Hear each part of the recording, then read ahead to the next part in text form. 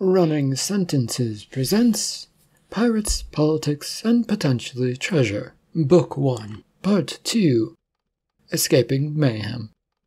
Cordite and his crew try to extract themselves from what has turned into a very bad situation for them.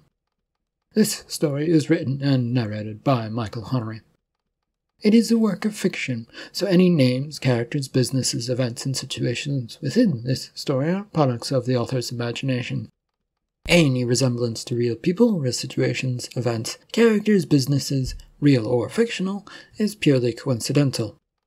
Copyright 2023, Michael Hunnery. All rights reserved. Cordite floated back, keeping a careful eye on things as the passageway between the two pods he had pushed the two people, things, aliens, whatever they were, towards the Grogian ship. He was keeping an eye on things as they was floating away from him. Nero and Tulis were blocking much of the view down this connector, which protected him, but it also didn't give him much of a view to see what was going on beyond. What is going on? You lady, you're going home to your government, I guess. It's what you probably wanted, I think. Yes, maybe. Bye! The door to the pod slammed shut when he hit the button to close it. The sooner he got out of here, the better for him and probably everyone else. The connector tunnel, though, still had a red light over it, which meant he couldn't release it yet. A nervous jitteriness went through him as he looked about the pod and towards the radar. Nothing appeared abnormal, but that meant nothing. Come on, it doesn't take that much long to do things. Let's disconnect. There was a knock on the door, a thunk, thunk, thunk of a noise. The computer pad by the door had a camera, allowing him to see out. An image of a soldier-looking figure with a weapon appeared in it, which was not what he wanted at all. He was in the connector link to the two ships, and didn't seem to want to go away. So Cordite pressed the button that would allow him to talk outside of his ship. There is nothing to say to one another, and I don't know why you're here. Go back to your ship. There was another thunk against the door. By orders of the Grogian Empire, you must open this door, or we will open fire on you. Threats make me not want to open the door, thank you very much. Surrender at once, pirate. Cordite shook his head as he looked carefully over his screen to try and see if the two that they'd found in the escape pod were safely tucked away. They appeared to be stuck at the end of the corridor and looked to be going no further. Oh well, he tried to help out, so he hit the button to disconnect from the tunnel. With a hiss, the corridor door slammed shut as his ship separated from the other vessel. In a flash, Cordite was over to his driver's seat and began manipulating the controls to get himself out of here. The sound of warming engines did not give him much hope, nor did the sudden sight of two small attack ships flying fast towards him. Flying Concubine, this is your captain. Proceed, with all haste, to a safe port. Really quickly, you might be in trouble. He could see the first missiles coming off of the wings of the attackers, streaking quite fast towards him. It could also be towards the other pod ship, but that seemed unlikely at the moment. With the engines half warmed up, he thrust his joystick forward as far as he could. Alright, let's see how much I remember about flying these damn things in an evasive maneuver. The ship shuddered under the orders to move, engines flaring and whining at the suddenness. The pitch down did help, since it allowed the engines to clear the fuel pipes of built-up gunk that had slowed them down. Cordite tapped at his computer controls to get the ship to drop distraction charges and flares to confuse the missiles. Not that they ever worked on military-guided weapons, but he had to do something. A few screens were blinking various warnings as the missiles continued to hone in on the ship. Only two. You insult me. Grogian Navy was thinking that's enough for a pirate like me. He juked the ship, spinning it so that it would spin on a pivot in a centralized circle, all while headed for them. He learned years ago that such weapons did not respond well to oncoming threats. Now, if these were upgraded missiles in any way, shape, or form, that would be a lot more trouble, but at least it would make things interesting. Captain? Bit busy, line. Why aren't you out of here yet? The Navy is moving towards us with great haste. Well, then get out of here, without me. The missile was now within visual sight range, heading for the little vessel. There was so much going on and lots of warning screens blaring that Cordite was having trouble concentrating. I don't think we can, boss.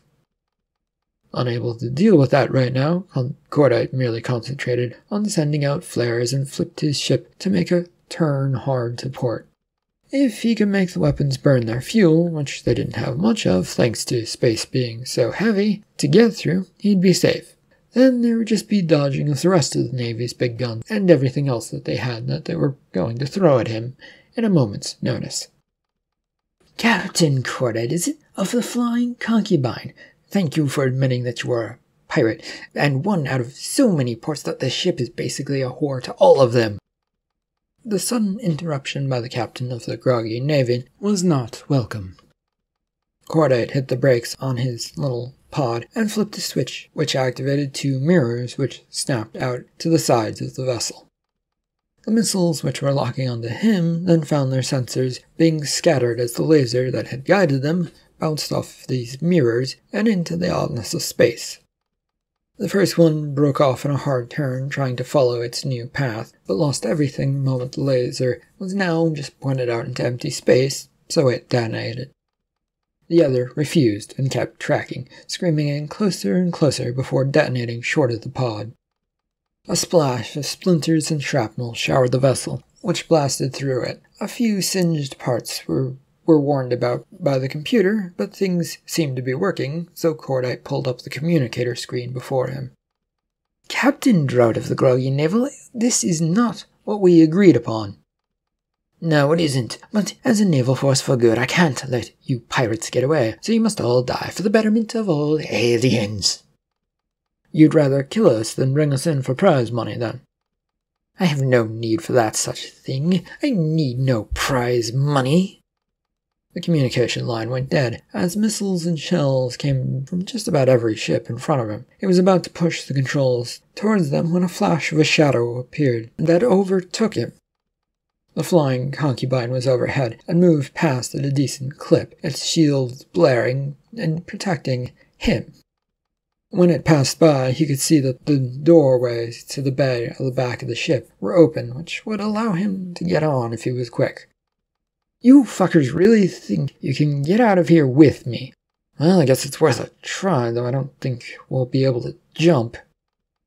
He jammed his controls forward, aiming for the bay, and closing in as fast as he could, the little engine whining as it tried its hardest.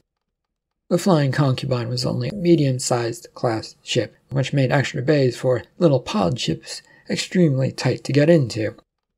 Usually it was a calm, easy guide in and let the ship's computer do the work. Here and now, though, it was fast and dirty. The bay doors were near the engines and would make for a noisy entrance. His landing gears and reverse thrusters sprang to life as he came towards the now closing hatchway doors. The pod dropped heavily onto the floor and screeched a few feet forward as the doors slammed shut behind it. A connector tunnel, which had already extended out towards the ship, held Cordite in place. He wasn't going to get out yet, though, as he held on to the controls and everything around him. If they were going to jump, which they probably were going to now space jump, standing up and walking around would only be a recipe for getting thrown around. And after all he had done, getting splattered against bay doors did not sound fun. There was a sudden kick of air as everything felt thrown back for a moment and then settled down. Bridge, did we jump or did we die, Lion? Jumped, sir, but we are still going to make severe moves as we go. I think at least one or two of the missiles were galactic jump missiles. Oh, great. The galactic government gave their best missiles to one of the planets that probably does not need them. What fun!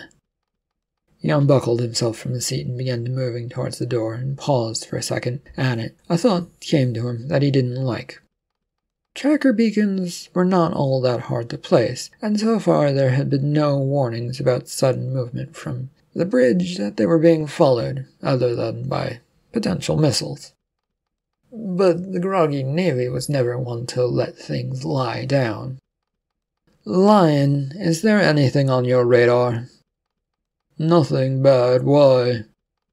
Scan this pod and prepare to jettison it. They may be tracking us either via the shrapnel that they exploded onto it, or there is a tracker onto it put by the soldiers who knocked on our door.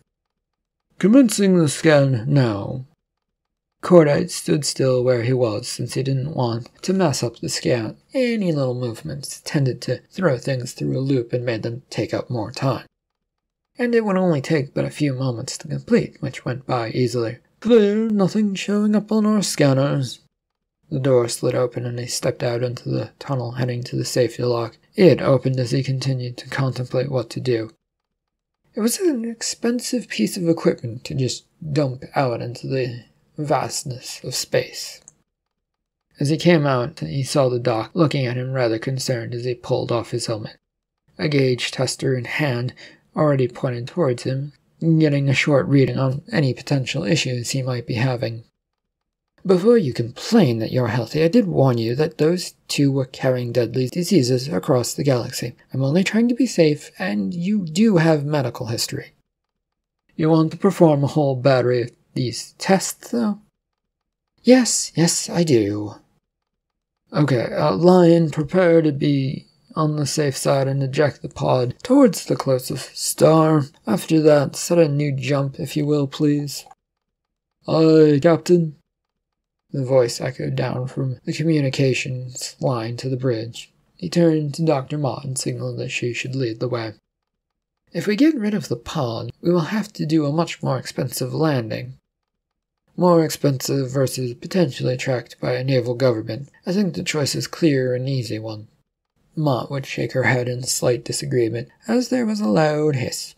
The doors to the bay had opened, so they could turn and watch from the safety area as the pod ship was being released. The trip to the medical bay lasted a good while, with him locked away in one of the safety rooms. He lay on the bed and watched the pretty lights that went over him, scanning him repeatedly for things. The door would then hiss open and finally let him out. Are we all good? On the viral disease front, yes, you are clean, but you are once again not healthy. Another couple of jumps and your body might call it quits. Yeah, it's supposed to be why I'm retiring. But not without that last big payout. That put the crew at risk with this insanity and bet with Captain Zoll. Death out in space is an admirable one for a pirate, isn't it? How many times have you run out risking your life in dangerous situations while boarding a ship, Mott? You've done this over and over again. I did it to keep people alive, and to keep aliens alive. Yet your own didn't matter in that moment. We will leave it at that. We both disagree on that. And I will soon be gone from your hair, since I said that the salvage job was to be my last, and so it will be. I am retired. He moved towards the door, exiting, and leaving Mott with her arms crossed, unhappy with him. Hunger and thirst overtook Cordite before he got to the bridge of his ship. He stopped by the galley of the dining area and sat down. The cook, Bruno, had spotted him and began whipping up some food, after a wordless nod to one another. Cordite's mind was busy trying to put together why this had happened. It made sense for a navy to be there, but, how quickly had they reacted, and what about the two that had escaped, and what had caused the ship's destruction in the first place? He'd heard asteroid strike, but, from what he could see on the screens, that didn't seem all that likely. He cursed himself for not bothering to ask questions to those two when he had the chance. His thoughts were soon interrupted by the sight of Lion's big shape lumbering up to him. Do you still want to head to the Jacobean port, sir? He took a moment to consider this and didn't like the idea, but jumping through space to a new port also sounded bad. How far off is planet Victor by regular travel? 2 weeks' travel. We don't have the food supplies to get there. How long are our supplies going to last, the Lion? Bruno perked up as he came over with a plate of some steamy food that was sort of beige and reddish. Not a great look, but it would get the nutrients one needed across to them. We can go for about a week. If we're near Jacobean, though, there is the crashed asteroids. They're still semi-used by everybody. Are they safe from the Navy, though? The Grogians? No idea. More so we don't attack that area, since so destabilized. If a bomb flies in there, it would be hard to escape with no damage to your ship, even outside of the field of asteroids. It would take down everybody and your own self, so just not worth it. Well, we can at least get some supplies there then, potentially. Set course for there, Lion. His second-in-command nodded and headed off as he got to eating this sloppy mess of a food. The hall leading to the voting chambers of the Grogian Parliament were stupid. It was a grand hall with another plush carpet that went on and on. But the place was far too large for what it was, and its main purpose really was to give politicians a chance to discuss matters before they went into the chambers themselves to vote. But even then, it was far too long, and it was just stupid. You had to keep walking and walking and walking. While it was nice, walking at some point got boring, especially when you just wanted to go do your job. Vic was stomping his way, mutely, across the floor, trying to shoot daggers at those who might approach him and start asking questions or asking for favors. It didn't stop the opposition leader, however, who never seemed to take the hint as she approached. Vic, it is interesting to see you here. There are no great votes going on that require your presence. Zelia, you brat. I am an elected official and must tend to all matters of this parliament whether I want to or not. There are no off days for me. Is that so? I've heard some things that would put that to question. The two were moving across the floor with a quick, gated step. Any politicians who were around were quickly stepping aside to give them an easy path to the doors. You hear a lot and say little that would hint as to where you want to take this conversation. What is it that you're after at this point? An agreement between our two parties for the betterment of our population, of course. Oh, a wildly needed law that should have been passed ages ago, but, party politics prevents things from going forward, since one party or another thinks it is a good idea. And you have some information, no doubt, that I would like to keep quiet in favor for backing you. They slowed a bit as they were now closer to the door, and a few extra moments would allow them to actually talk. The way of politics as we know it. The story I heard is that you've got your hands into a mercenary business, very legal in nature, moving things behind the scenes, so to speak. And with things not looking good for your party recently, any more bad rumors as to what you're up to might start an election call, maybe? What is this bill? The emancipation of the Grogian Empire from the galactic government. Everybody wants it here. He stopped as he considered this news. Such things had long been pursued by many factions, and it was certainly something he'd considered doing, but to do it now, to actually announce it, his machinations behind the scenes, well, they might want that, but he wasn't supposed to say it out loud. How long do I get to consider this possibility? I hope for at least a few days. A day or two at most, I'm willing to offer you. These choices need to be made quickly while there's still a chance of doing good, for the greater good. Captain Drought stared out at the empty space his vessel was moving through. The radars and beacons were all lit up, showing that a ship should be in front of them. It was an endless void of nothing, though.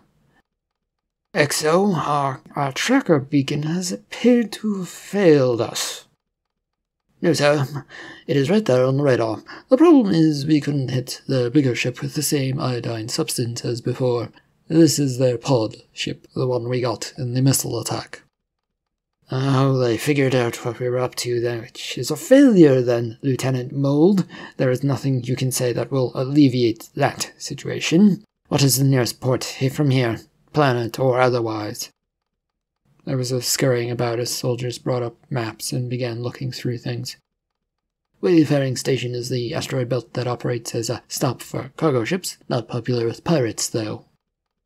I know of a planet Jacobin. It's not far away. It's also rutted, but it doesn't like pirates either. There's also the station Rutted, or Planet. It's an asteroid, I don't remember, but they don't like pirates. Pirates, safe havens, please. Not places that they likely would not travel to. Well, they could take a chance on those, since they do have a legal license to salvage stuff, sir. Captain Drought fought off the urge to yell or throw things about. The only item he had at hand to throw was a spyglass, and that had been an expensive gift to him from the president. He wasn't about to get rid of that. He sullenly sat and shrank into his chair to think, where would pirates go? Likely a spot that his ship either could not follow or would not risk going to. What is the most dangerous port around here? Part or port, I don't care which. From the maps I've read, sir, there are 3 areas. First up is the Crash asteroid area, said to still be alive, but barely. The second is the star Ario, which sucks everything closer to it and kills it. And finally, the planet of Black, where nothing comes in or out of that place either. How far away are those things from one another? Oh, a jump or two away, it wouldn't be hard to check out the spots and see what there is. Excellent, and set the course for whatever planet is closest or first, or the black planet, yes, that one first. Cordite's Flying Concubine made its way with no great haste to the Crash asteroid field. It had taken a few days of travel, but they got to the place where a multitude of pieces of rock sat floating about in this singular area. It stretched out as far as Cordite could see from the bridge. The helmsman was moving the ship closer to the space where a few big asteroids remained. It would be tricky getting them into this area without a few bumps, and they all held on as best they could.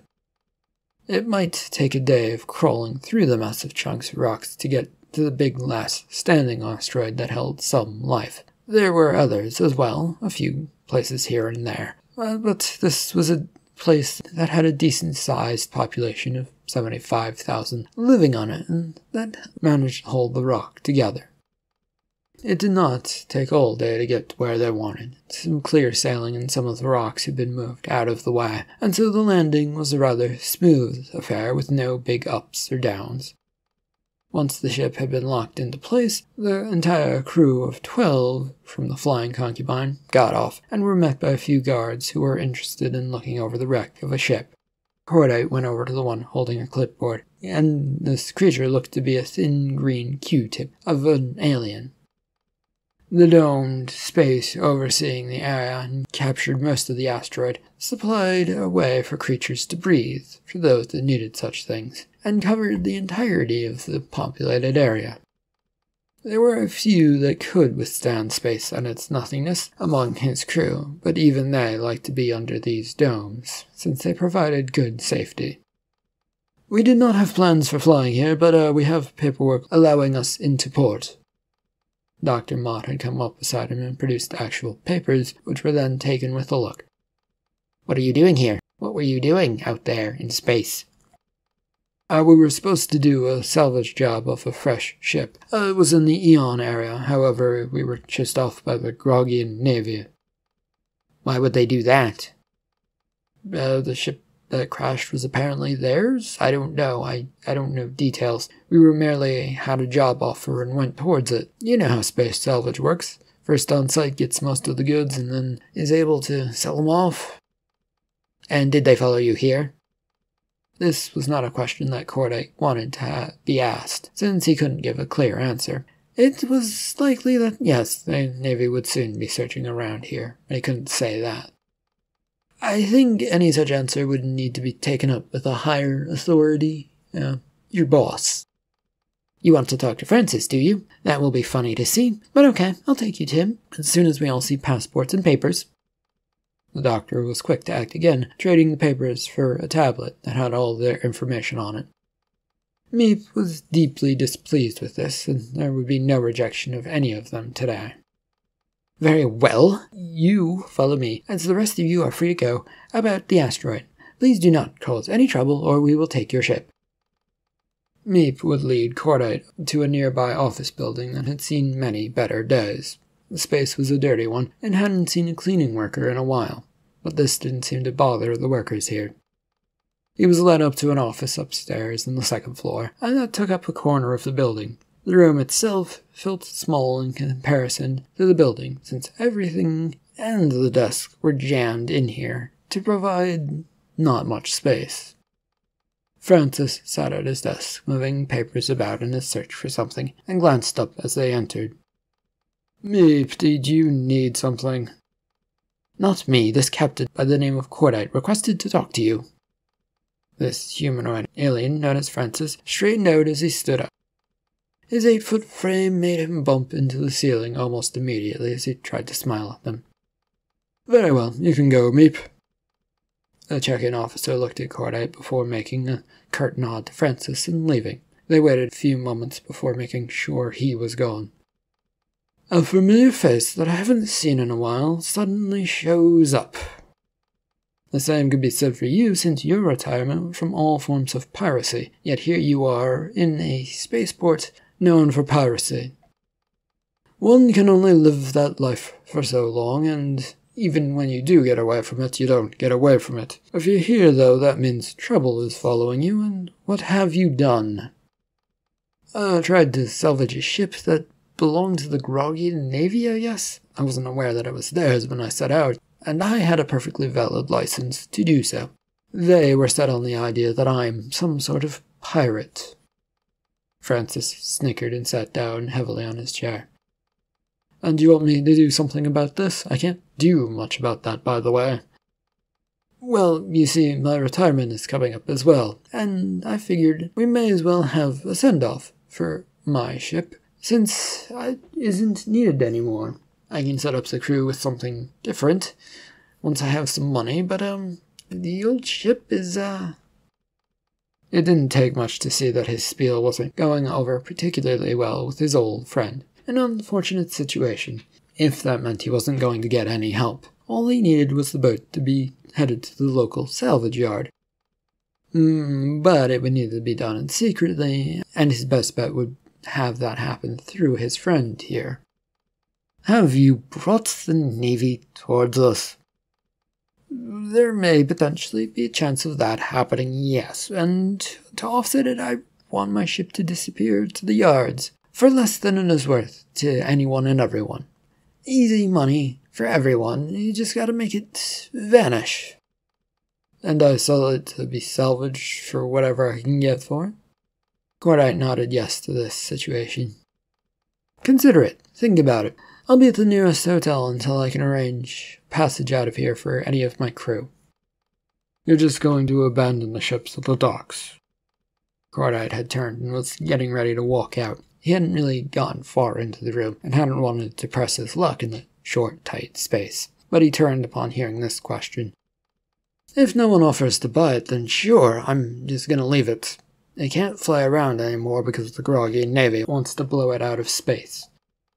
He offered a wave of his hand to his old associate and left the office. He made it as far as getting out of the office building before his crew was around him. He turned to walk down the road leading further into town, but found he couldn't move much with the way they were around them. Let's go to the nearest bar. I don't think us talking about our situation out in the open is a good thing, okay? But are you planning on leaving? Yes, the crew is free to do as they wish from here on out. There will be no more work from that ship or from me. That was my last job. You're walking away? The plan was for one final haul of salvage and goods. It fell through, and it got everyone in danger, so, yeah, we're walking away. The Grogians probably know me, but the rest of you might be able to sneak away to safety without much problems. Maybe a few problems, maybe not. I leave that up to you, though. You are free to do as you wish. We can't leave you alone to face the music. It was a nice thought, and made Cordite happy to hear that expressed. There were far too many dangers, though, to having them stick around, and to drag them further into this mess, well, just didn't feel right. Thank you, Lion, but no. In fact, why doesn't the crew hit the town and the good bars? It's on me. He fished out a wad of bills and coins and dropped it into Lion's hands. The crew didn't need much encouragement, and they soon carried Lion away with money in hand. A nice but plain interior of the Closet Hotel greeted Cordite as he came into it. He took in the sight of people and workers, along with all sorts of aliens and technology that made up the place and gave it a somewhat cozy atmosphere. There was no familiar faces here, though, as he headed for the front desk with a relieved sigh. "How may I be a help to you today?" "I'm looking to have a room for the week, top class if you don't mind." "Do you have a reason for wanting that room?" "It's a nice room from what I've heard, and I like to splurge on myself from time to time. Is it taken?" There were a few clicks on the keyboard behind the stone desk as the worker looked down at something. There was a brief interlude of quiet before they looked up. "We require anyone who uses that room to pay in advance." "No problem." He took out a card that had been among the junk from the escape pod that they'd stolen, and with a grin, he presented it to the clerk, who busily ran it through the appropriate machines. The rows and rows of seats and Grogian Empire-elected officials that occupied those seats bored Vic in this Parliament building. They were all up to no good and barely ever paid attention to the matters before the legislature. It made it a pain to vote on any matter, though they did pay some attention during the votes, namely to make sure that their point of view was the one that they voted for.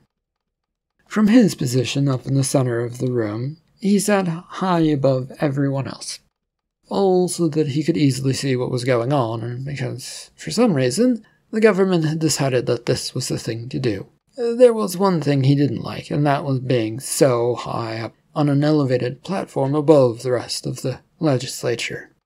Someone had once told him it was this way because he was supposed to be above it all and would only descend to vote. But apparently the descending never happened much anymore, as the platform was stuck up there. This was also one of the reasons why he rarely ever came here. Fools and idiots, the lot of them. His attention was distracted by his handheld computer, which was reading a report out to him. It said something, but he was sort of ignoring it, though they did say something about a charge card linked to the captain of the ship had been used. He knew for a fact that that captain was dead, since the Grogian Navy sent out the patrol vessels to find that missing ship and found it blown to pieces. This news was interesting, since it was based out of the destroyed asteroid field, which was far away from the crash site. "Sir?" "Yes, what is it? What do you want, Lieutenant?" A folder was pushed in front of him, and he looked at it. "A report from the captain of the fleet, and it was one who was supposed to be guarding that wrecked ship." "What wonderful timing! Was the elevator ride up to me all right for you, Lieutenant?" "Tolerable, sir. It could be quicker and slower at the same time. I'm afraid my stomach is still at the bottom of the little ride. It would be good, though, if it were quicker. Or if I wasn't so high up."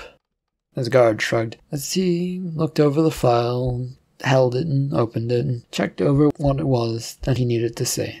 He wound up leering at the report of the finding of the damaged ship and that there were no survivors. This had proven to be true, and only a few pages later to be told that the princess and prince had actually survived. Worse, the lead ship was going to chase after pirates who had given them back to them. "Lieutenant, can you get me in contact with the Captain Drought's ship at once? I need to have a long chat with him." "What shall I say to get him to talk to you, sir?" "The Vice President is calling to know what the fuck is going on. That should do the damn trick."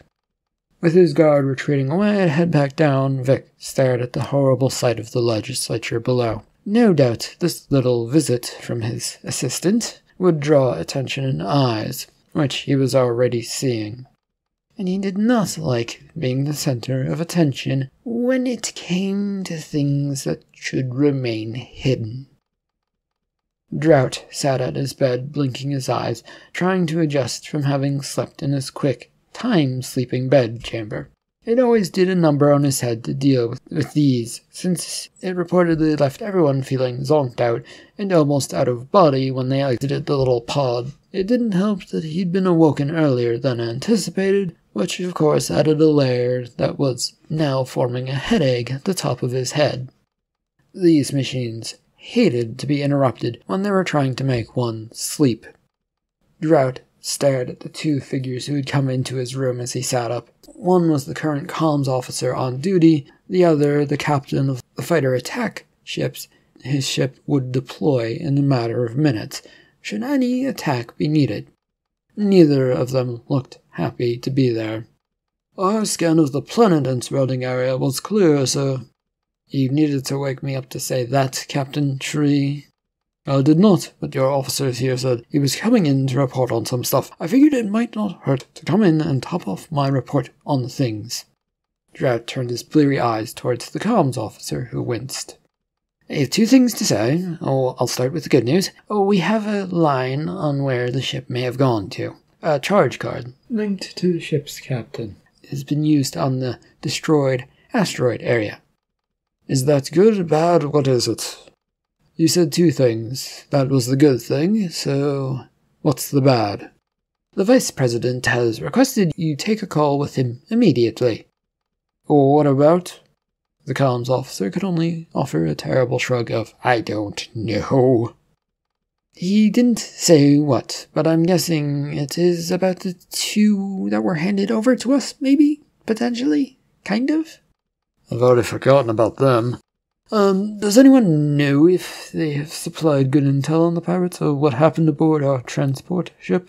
His two officers returned rather blank stares to him, and Drought's mouth twisted in frustration that no one appeared to know anything.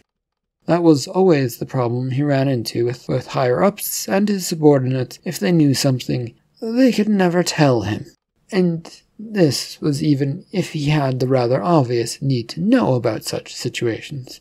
If you'd like, I can set up a communications line right over there at your desk. Yes, do that, comms. You're dismissed, Captain Tree, but have your crew ready for a close-in mission, I think. We're headed for the destroyed asteroid area, and we might need small ships to get in and out. With a salute, the captain departed as Drought rose from his bed pod. His comms officer already had the digitally projected image up on his desk, and was flicking through options. Once he had the right screen that he wanted, he turned to Drought, who made his way over to him.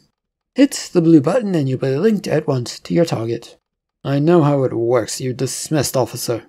The captain waited until the officer was gone, before he would hit the blue digitize button, and the door closed firmly. The projected screen image swirled as his fingers pressed by and waited, and a waiting signal went through. Drought stood at rough attention, waiting to see the face of the man he may not have met before. He wasn't ready to admit whether he had or hadn't. The screen made a gentle-looking waves, and then, when they settled, showed Vice President Vic. Hello, sir. Yes, hello and all of that. Listen, I have a problem that I need you to deal with at once. What is it, sir? Are you all alone? This is a classified secret operation that needs to be kept quiet. I mean, no one can know, other than the few that I've cleared myself. So I repeat, are you alone? Drought felt himself tensing up. Yes, of course I am. What do you need, sir? The two passengers you had exchanged and brought aboard. They need to be brought safely to port immediately. I'm in the middle of hunting pirates. You couldn't tell one of the other ships? I moved them over to another ship for the return trip home. I figured was going to be ordered once the guarding mission was done. They haven't departed yet, I don't think. The Vice President seemed to look rather angry with the way his face came closer to the screen. Drought could now only see the man's mouth. Do not lie to me. I already know all that is going on. I will have someone else hunt those fucking pirates, as you call them. Your orders are clear. Return home at once. The Vice President waited for a moment for a response, but Drought was so unsettled by the sight of the mouth that he couldn't think of one, and the line went dead after a moment because Vic ended the communications call. All the captain could do was shake his head. They had the crew responsible in their sights, trying to pass themselves off as good people for returning two royals. They were pirates, and that there was no way he was going to let them simply get by on whatever it is they managed to call themselves. He was not going to have that at all. Bridge! A screen popped up, appearing to show that he was connected to the bridge and can talk to the officer in charge. Continued onto the destroyed asteroid field. Prepare a team with Captain Tree and his men. This needs to be done fast. We need in and out, faster than you can ever say, yes sir, no sir. Aye sir, we are preparing to jump to that area now. Please hold on. Lion had managed after some time to get away from his crewmates and headed straight to the den's bar. It was a seedy place, and one that he knew rather well. One didn't come to this sort of place, or type of place, a worn-down one, where few drank unless you had a reason. Lion walked past the bar, headed for the back, with a wave of his hand to the bartender, who barely looked up. There, in the booth that occupied near the back of the room, he came to a stop in front of it. A woman was sat in the middle of it, with two burly-looking guards who acknowledged him on either side.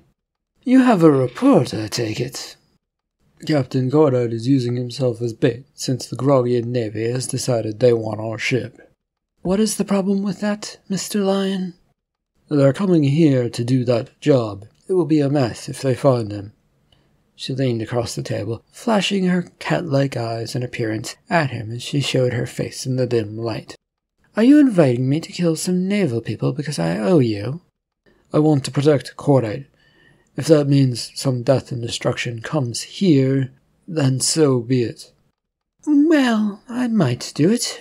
I'll get back to you in a couple of hours if I decide to do it. The whole thing won't be cheap, by the way." Lion merely nodded and tossed a loose bag onto the table. He then turned and left as one of the guards, beside the lady, opened it up. A few glittery coins slipped out. End of Book 1, Part 2 of Pirates, Politics, and Potentially Treasure. Thank you for listening.